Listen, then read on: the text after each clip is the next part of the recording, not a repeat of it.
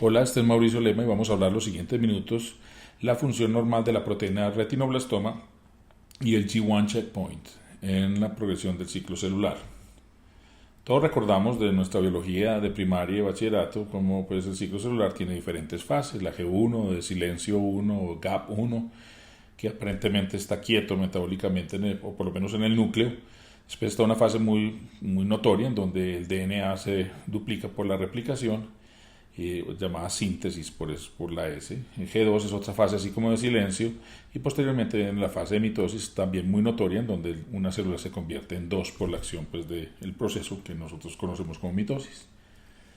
En general se considera que los factores de crecimiento funcionan estimulando la fase G1 y comprometiendo hasta cierto punto a la célula para seguir en las siguientes fases de este ciclo. Los factores de crecimiento son importantes durante la parte inicial del G1, pero llega un momento en donde todas las cosas que han de suceder están preestablecidas incluso antes de que se llegue propiamente a la fase S, y ese momento en donde la célula se vuelve independiente de los factores de crecimiento se denomina punto R o de restricción. Vamos a hablar que en general ese punto R ocurre cuando un factor de transcripción muy importante tiene un nivel de actividad suficiente en el DNA, y este factor de transcripción es el E2F, que va a causar la producción de llamémoslo así, factores más importantes para que pueda proceder el ciclo hacia la siguiente fase o la fase de síntesis. Entonces, cuando el E2F estimula la transcripción de los elementos necesarios para la transición G1S, podemos decir que se comprometió esa célula a pasar de la fase G1 a la S y de ahí sucesivamente hasta la mitosis. O sea, en cierta manera compromete la célula hacia la proliferación celular. Lo que sucede es que en ausencia de señales mitóticas, el E2F se mantiene inactivo por su unión con una proteína que es muy importante en la biología, que es la retinoblastoma. Esta proteína retinoblastoma se quela o une al E2F, impidiendo que este último pueda unirse al DNA. Mientras el E2F esté unido al retinoblastoma, el ciclo celular va a mantenerse en fase G1, o sea que efectivamente se va a detener como un retén de G1 o G1 checkpoint. Eso hace que lógicamente la célula no progrese a la fase S, y por supuesto si no llega a la fase S no podrá llegar a la mitosis.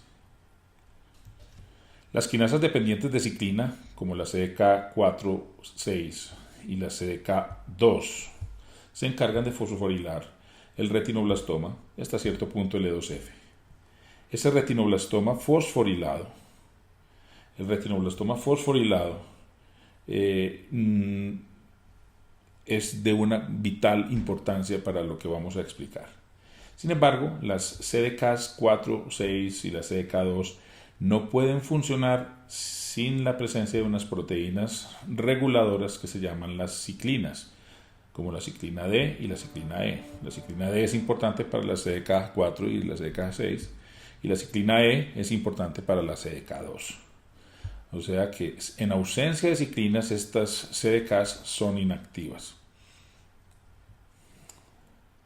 Los factores de crecimiento estimulan la producción de ciclinas, ese es uno de los múltiples mecanismos de acción, y eso hace que las ciclinas puedan unirse a sus CDK respectivos, y esto favorece la fosforilación de la proteína retinoblastoma.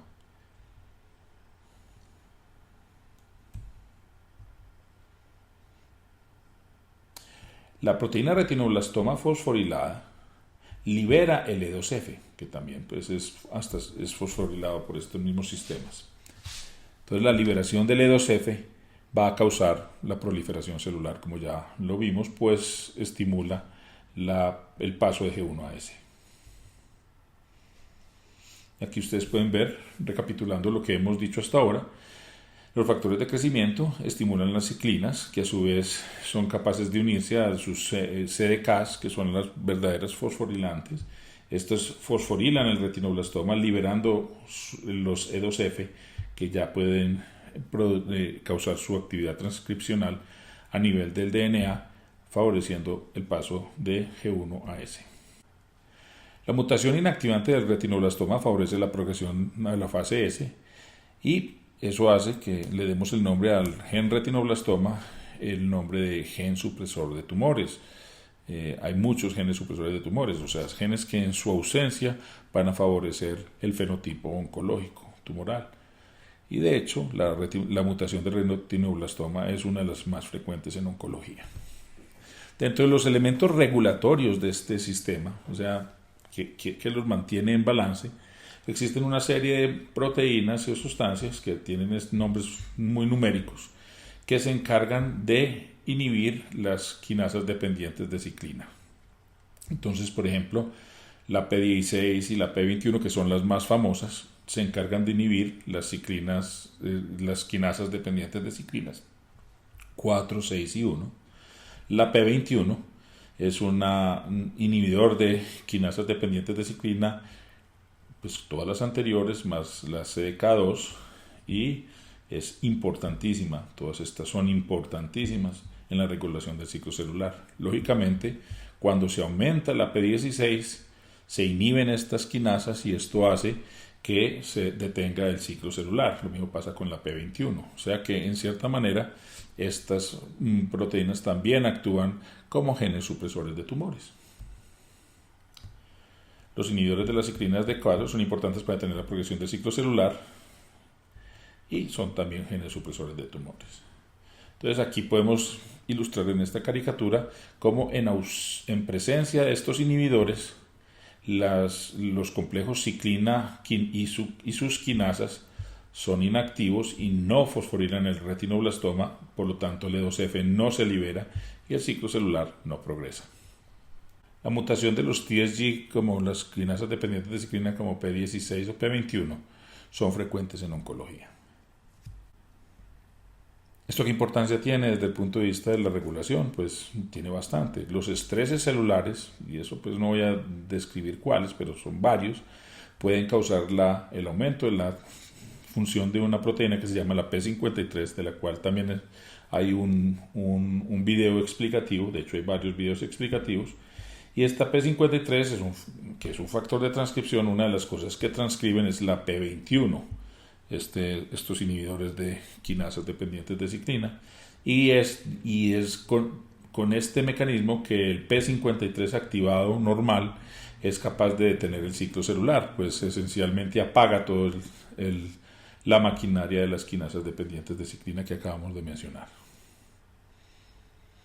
Y eso se expresa aquí. El estrés celular causa activación del P53, que es un factor de transcripción que estimula el P21, entre otros.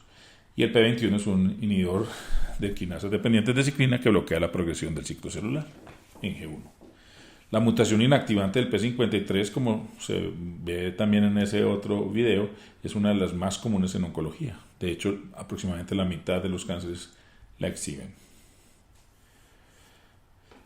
Esto es para ilustrar que el KRAS, que es una molécula importante dentro de las señales mitogénicas, para poder causar tumor requiere de la presencia de la CDK. Aquí vemos un modelo animal en donde hay CDKs tumorales y hay tumor y hay KRAS mutado, o sea, activado, y se puede observar cómo se generan tumores en los cultivos, pues, por hematoxilina y eosina, ¿sí? Y miren ustedes cómo cuando usted tiene un ratón con inactivación de la CDK4, pues puede haber la misma mutación del KRAS y no se producen tumores. O sea que esto nos explica que para que el KRAS pueda ejercer su fenotipo oncológico, se requiere toda esa maquinaria del ciclo celular que acabamos de mencionar. Eso ha sido supremamente interesante. Recientemente pues hay inhibidores de CDK4 como el PD991 que, sumado a otras sustancias, ha demostrado retardar la progresión tumoral ya en forma clínica en pacientes con cáncer de mama. Esta es la curva de supervivencia libre de progresión de los pacientes que recibían el letrozol, que es, digamos, lo estándar, y aquellos que reciben la combinación de letrozol, que es una forma de hormonoterapia, más el inhibidor de la CDK4. Entonces el G1 checkpoint es importante para la biología celular y tumoral, es porque nos manejan el tema del paso de G1 a S. Integra información del exterior celular, por ejemplo las señales mitógenas o factores de crecimiento que estimulan la proliferación celular, o las señales de estrés celulares como por vía del P53 que causan inhibición del ciclo celular.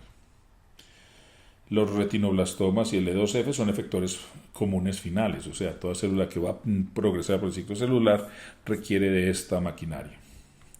Múltiples reguladores como las ciclinas y los CDKs son importantes en este proceso y son posibles dianas terapéuticas. Se despide Mauricio Lema, muchas gracias.